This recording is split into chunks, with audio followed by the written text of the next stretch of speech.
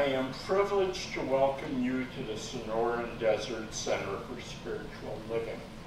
Whoever you are, wherever you are on your spiritual path, you are truly welcome here. Here you will be validated, supported, and encouraged to be all you are meant to be.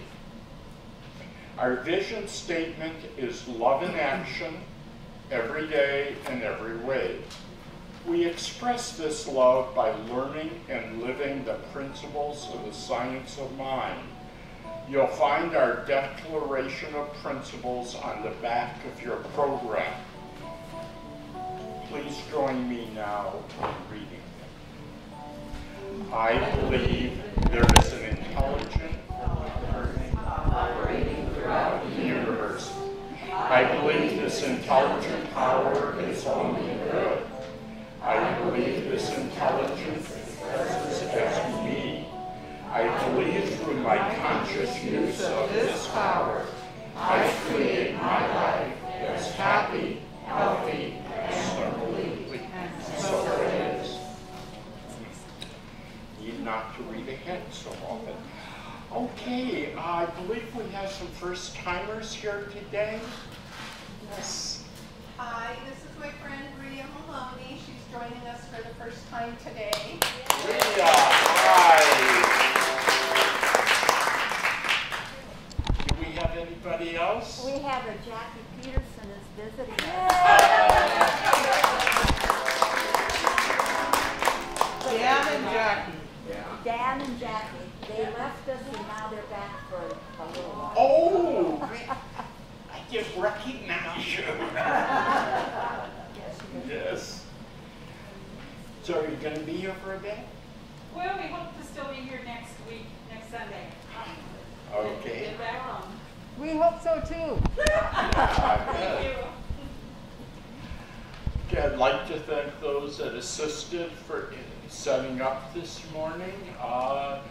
Obviously, Wanda, Bruce, Susan, who else was part of our team? John and Gray. Yeah. Okay. If you're viewing us online, please direct your attention to the announcements that are on the webpage. Otherwise, we can look at the bulletin and I'll do these quickly. Oola La is looking for volunteers. Remember, Oola La is part of our spiritual family and they're important to us. And if they do need additional people to maintain a full schedule. Okay, namaste. Thank you.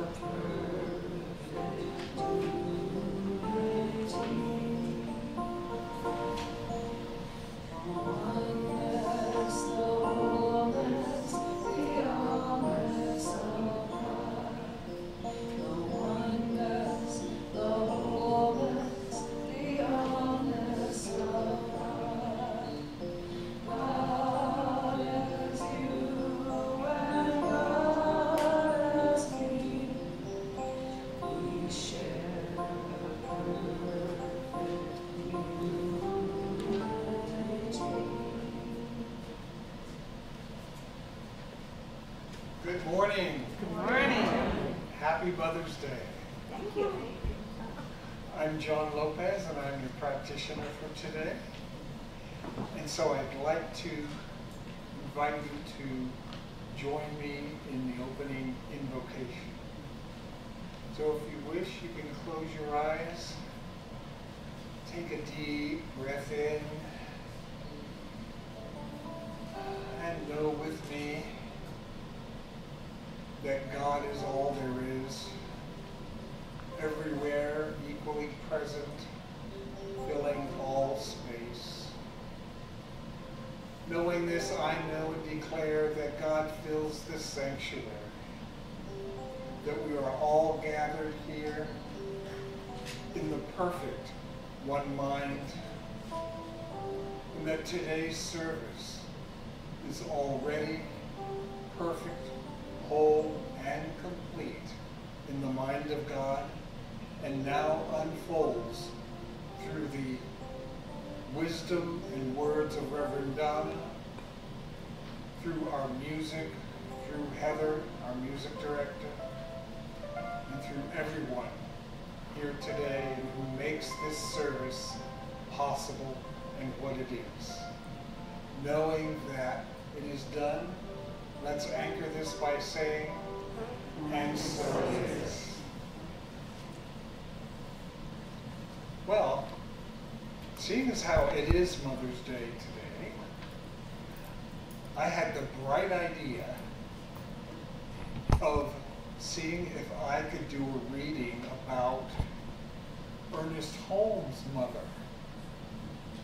There's a new biography about her right now that you can order, and I didn't have time to order the book or read it.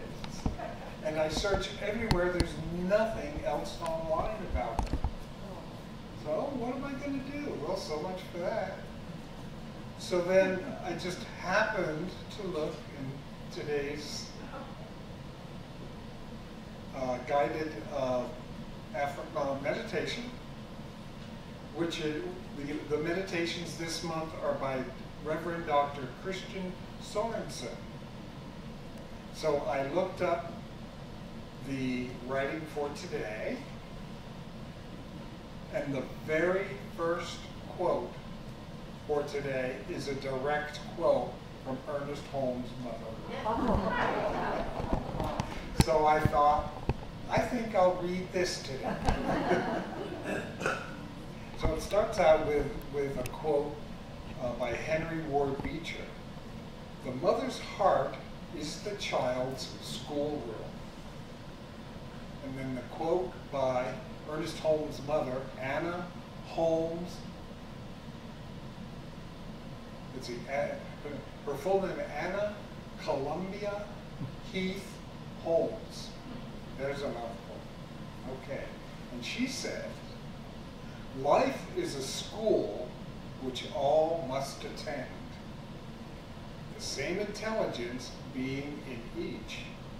It is the task and high privilege of the individual to so develop his God-given powers that he shall not remain in the kindergarten, but may, by practical use of the lessons learned in this grade, lessons of the need of manifesting love, joy, harmony, peace, and poise, go on to each advancing grade, ever increasing in the knowledge and understanding of the one who is in all, over all, and through all. And so the reading goes on to say, your first teacher was your mother, whose arms were created to bring you peace and comfort. Her heart was to give you love so you might find your own. Her blood connected you to your ancestors so you would never be alone in this world. You were not kept forever in the confines of your yard, but sent into this world to find your strength, which may have been the bravest thing your mother ever did. She let you go to your self-discovery. Mothers are walking, breathing miracles. Your mother sacrificed so much for you to enter the world. This day is to remind you to find the gratitude in your depth and to express it Mom's way. Allow positive mother memories to activate your heart so your love connection beyond time and space becomes the delivery system for what is more beautiful than flowers. The maternal nurturing energy of the feminine is not bound by birth or gender. Let your love and appreciation go forth from you to all those amazing expressions of God's love, those spiritual mothers who help birth your soul's journey with their grace. The ones who encouraged you when you were down, who were there for you when your heart and soul ached, and who reminded you that you are a child of God. Thank you.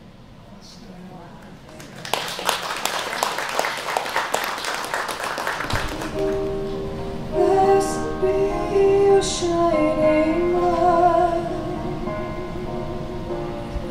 baby dear. Blessed be your morning smile, baby dear. Blessed be your gleaming eyes. Blessed be that precious child, our beloved baby.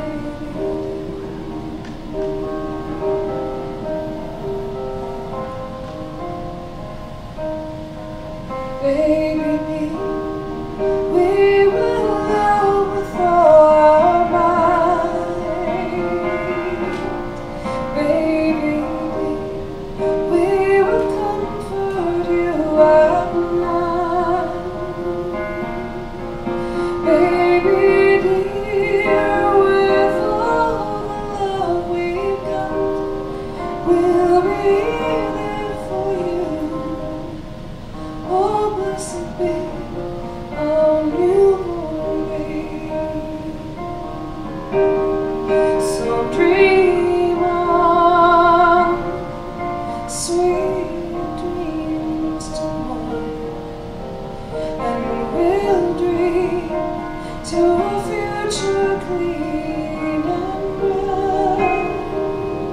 Dream on, soon you'll be standing strong and free.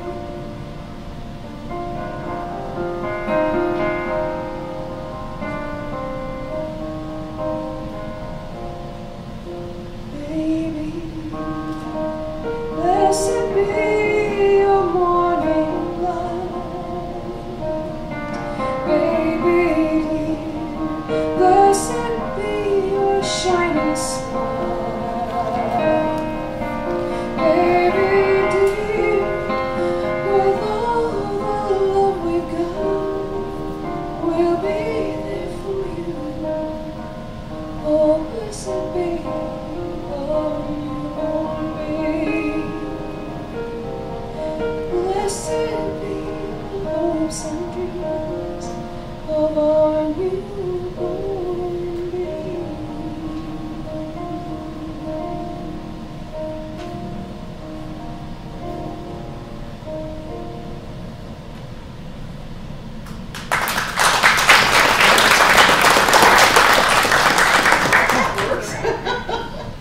Well, good morning. Good morning. And I too share Happy Mother's Day with all of you. But before I start, I want to say thank you to Wanda, because if we spaced these chairs one every 6 feet, half of you would have to leave. But what she has done is she knows who runs in pods. And so it's okay to put 2 people together here, 3 people together there, because they're together all day, you know. So she has done an amazing job of rearranging our chairs so that everybody fits and we still are social distancing. So thank you, Wanda.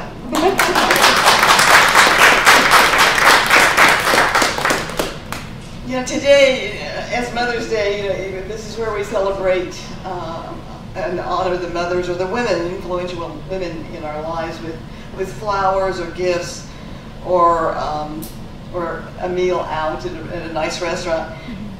In fact, in 2020, before the pandemic really became real, it was estimated that 87 million adults, which is 34% of all adults in the United States, would visit a restaurant on Mother's Day. And I think it's important, I noted this in the e-news, and I've also talked about it in past Mother's Day talks, that this holiday did not start out to be a tribute to moms. In fact, the women who conceived Mother's Day would be absolutely bewildered by the myriad of ads that hound us to find the perfect gift for mom. They would expect women to be marching in the streets rather than eating with their families in a restaurant. And that's because Mother's Day began as a holiday that commemorated women's public activism, not a celebration of a mother's devotion to her family.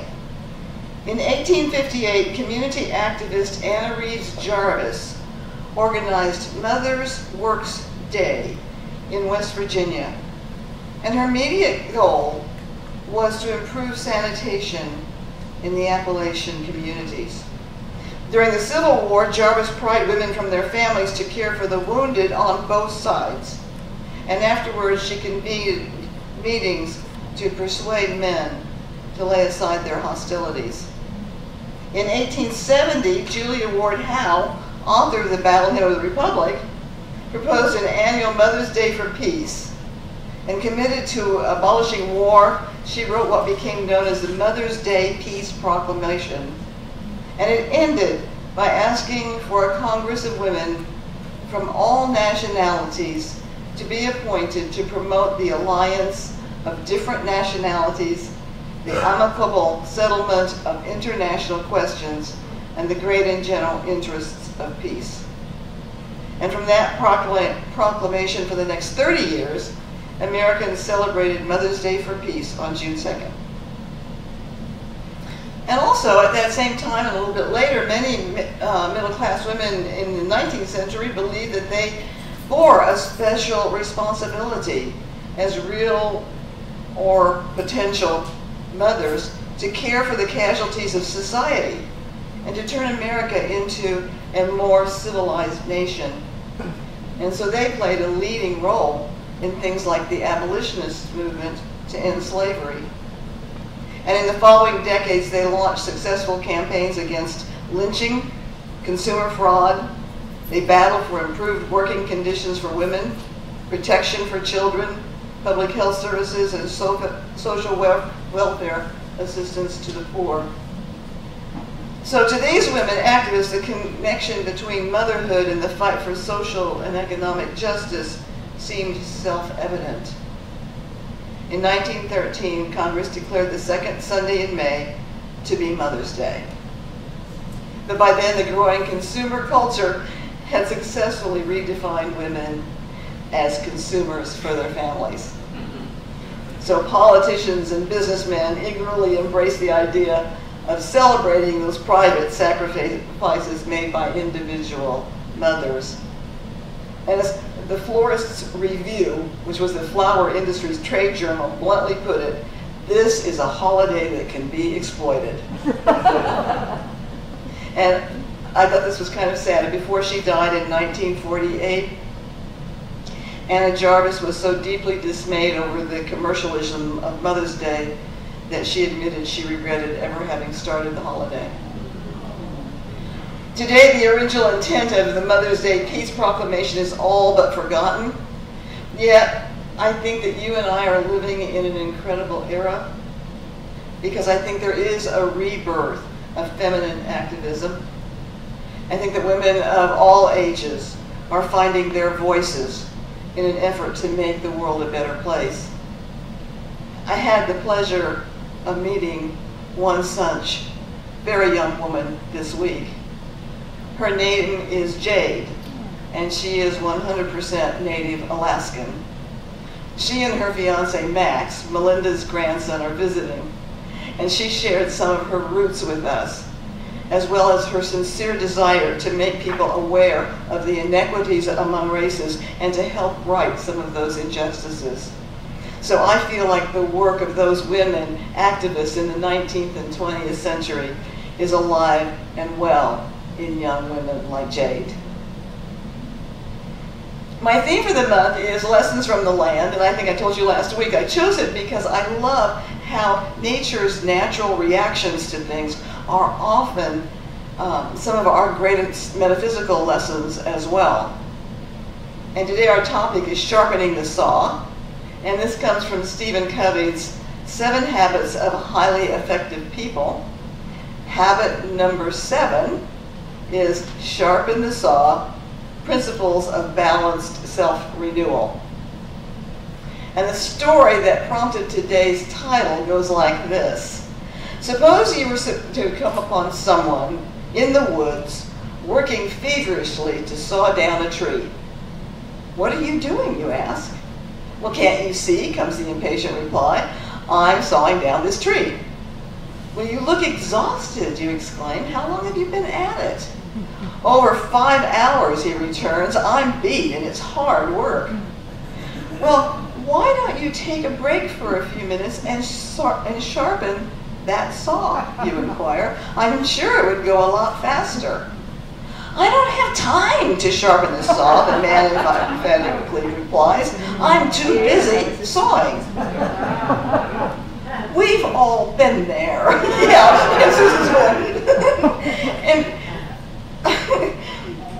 sometimes we get so busy in our activities that we don't take the time to do those things that would renew and nurture our own well-being, which would in turn create an ease and grace in the activities that we are engaged in. Stephen Covey says, this is the single most powerful investment we can ever make in life. Investment in ourselves, in the only instrument we have with which to deal with life and to contribute. And the truth is, and we all know this, we cannot give adequately to others when our own cup is empty. So when we take time to sharpen the saw, we are taking time to nurture ourselves, which fills our own cup, and then from that self-care, we can give to others. Author Kathleen Norris's book, Acedia and Me, tells of her empty cup feelings by referring to it as acedia, which is kind of a spiritual or mental apathy. Its Latin roots are translated without care. Without care.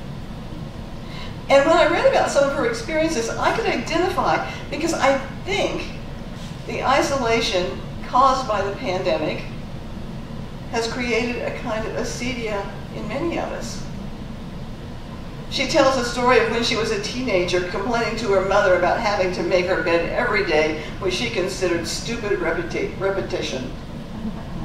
Her mother replied that doing so was an act of hospitality to the self and would make her feel good when she returned to her room.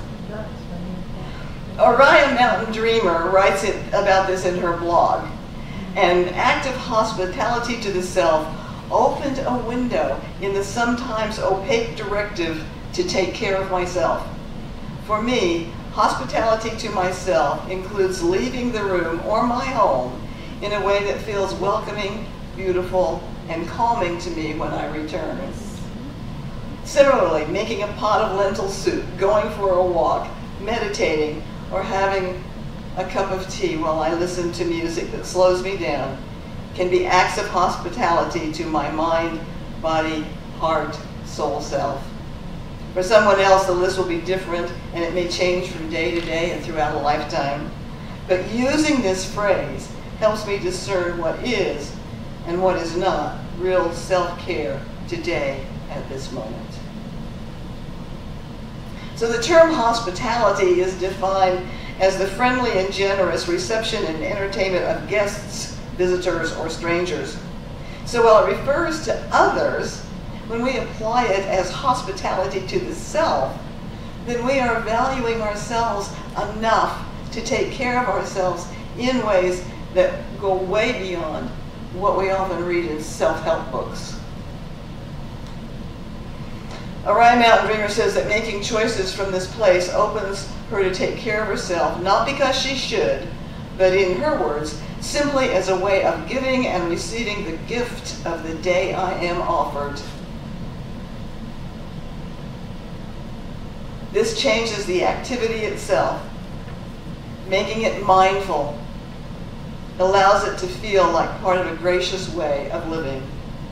Taking care of myself by thinking about what in this moment would be an act of hospitality to myself allows me to find joy in the work involved and sustenance in the gift received. So I was thinking about this hospitality to ourselves. How do we care for ourselves? And I've come up with a couple of them. The first one is to stop all criticism, especially self-criticism. Because criticism never changes a thing, so it's in our best interest not to criticize others or to refuse to criticize ourselves. You know, you and I know that thoughts are things. So if we think badly of ourselves for whatever reason, we are giving power to the very thing that we're criticizing. When we criticize ourselves, our changes are negative. When we approve of ourselves, our changes are positive. And you and I know that growing up, that a child growing up in a family that is critical of it will have a much harder time succeeding than the one whose family is supportive. And that's because at a young age, children embody the ideas that they are given. If they are criticized, they feel they can do nothing right or well, and after a while they stop trying. If they are nurtured and supported, they will feel like the sky is the limit. We need to be that supportive parent to our own inner child. As spiritual beings living in a human body, we will have human upsets, mistakes, screw-ups. But being critical of ourselves, beating ourselves up, will not serve us in any way. In fact, I don't think that we can learn from a mistake until we accept it without criticism. Then, without the negative energy around it, the mistake can be a wonderful learning tool. The second one is to be, it's sort of like it, is to be gentle and patient with ourselves. So we should treat ourselves as we would someone that we really love. Most of us are harder on ourselves than we would ever be with anybody else. We're all carrying around a head full of thoughts of guilt, failure, lack, limitation. We have those. But we also have within us those times when we were truly happy, fulfilled, productive, creative, when we saw ourselves as loving expressions of the One. So we can choose to see ourselves in those moments and know that this is the real truth. Our founder, Dr. Ernest Holmes, tells us we should approach life with a good-natured flexibility. He says, we need to develop a good-natured flexibility. Nature demands this, for if the tree did not bend before the wind, it would break. I do not think that we should make such a claim to divinity that we forget we are human, for our humanity proclaims the creativity of the divine. Human we are, doing the best we can, and ever seeking a fuller realization of our source. Our experience is filled with laughter and tears, singing and dancing, praying and exulting, and sometimes falling into the depths of despair. We need to have a good-natured flexibility toward all that we encounter, not fighting against life, but cooperating with it. So both eliminating self-criticism and being gentle with ourselves nourish our soul and sharpens our saw so that we can then be supportive to others without judgment and with a genuine tenderness.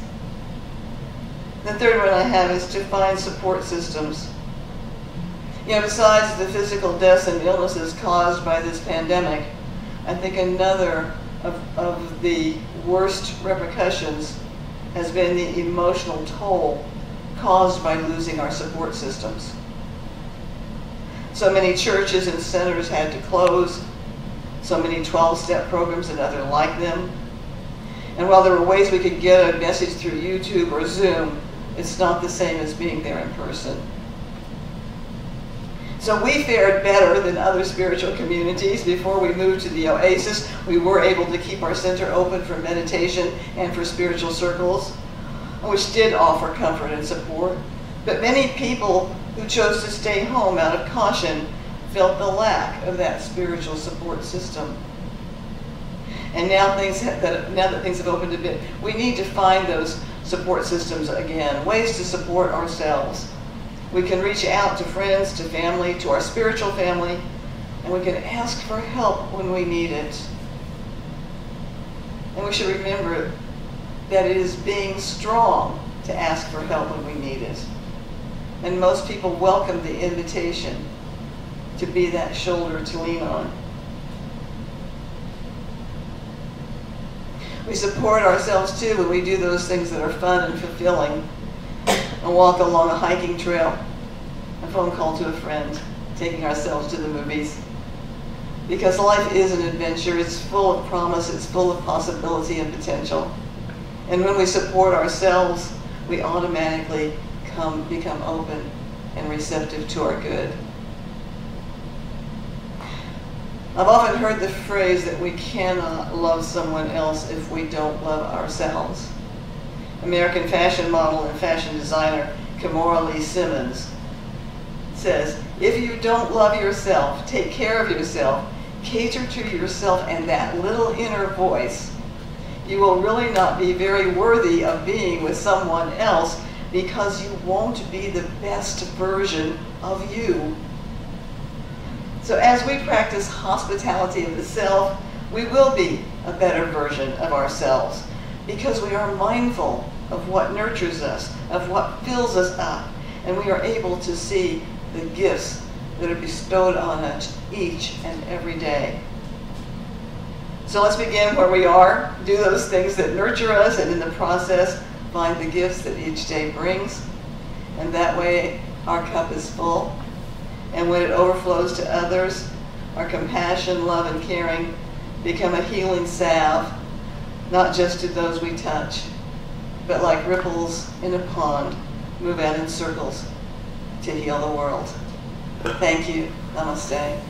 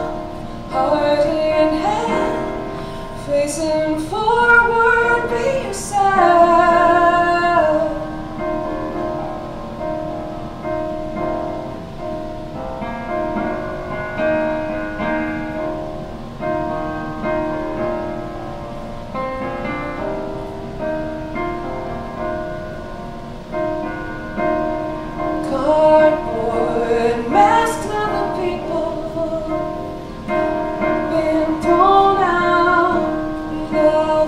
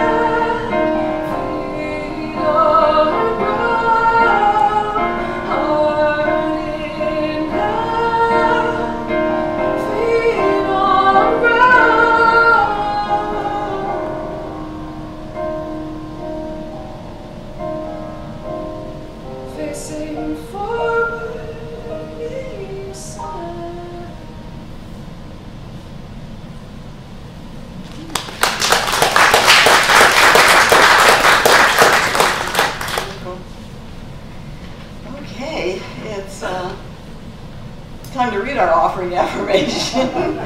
We still have a container in the back for your donations. We're not going to take an offering hand to hand just yet. And if you're watching us on YouTube, at the bottom of the YouTube video, there is a place where you can go to donate.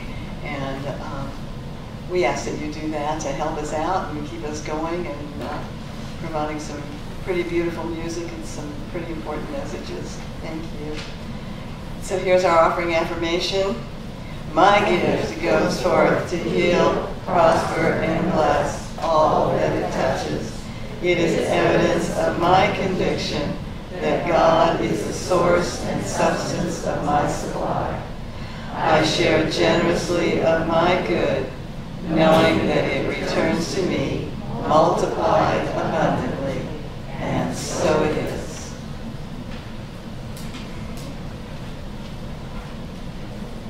And as we close this out in prayer, I thank everybody for being here today. I'm especially grateful that Gary's here with us today and that Jackie and Dan are in town. Our little circle is coming back together slowly but surely, and it just warms my heart.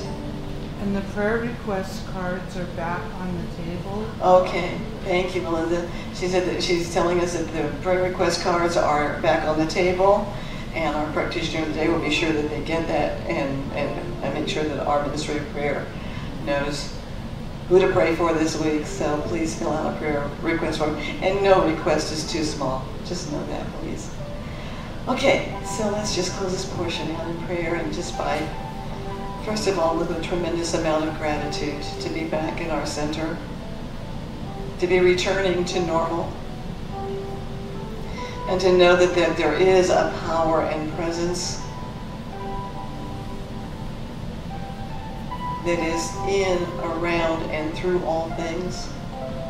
That the attributes of this power are love, truth, beauty, joy, harmony, peace, and made in the image and likeness, and from this power we are all of that. So this week, let's take a moment